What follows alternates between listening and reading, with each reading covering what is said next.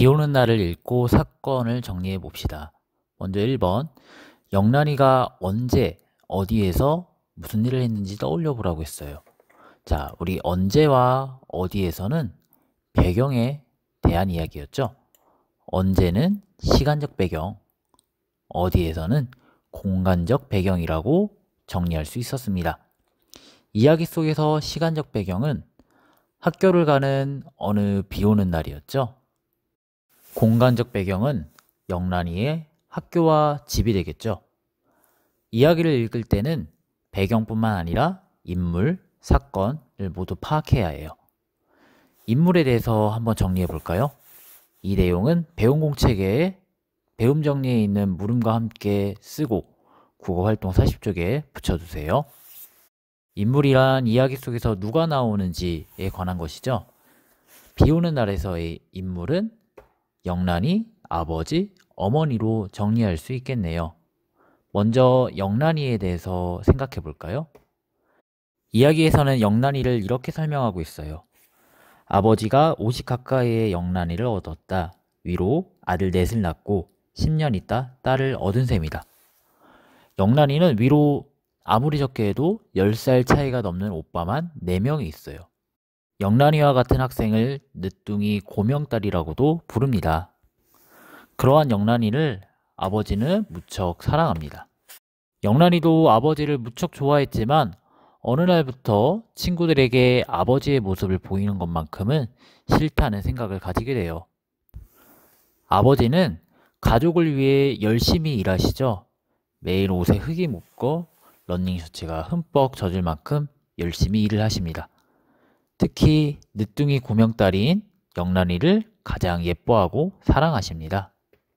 이야기 뒤에서 아버지가 술을 마시고 집으로 돌아오시지만 영란이에게는 별말 하시지 않아요. 아버지는 아마 속상한 이야기를 남에게 잘 하지 않는 성격이신 것 같습니다. 어머니도 가족을 무척 사랑하시는 것 같아요.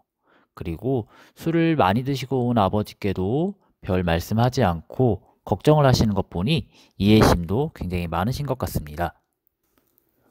2번은 보기를 보고 영란이에게 있었던 일을 차례대로 정리해 보는 것이죠. 우리 이렇게 있었던 일을 사건이라고 부른다고 했죠.